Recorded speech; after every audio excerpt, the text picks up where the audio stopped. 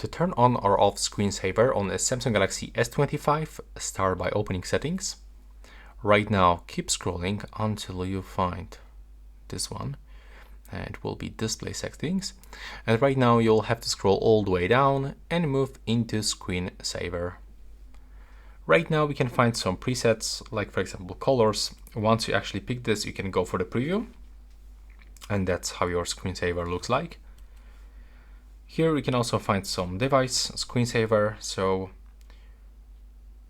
okay, we can actually create some control pages right here.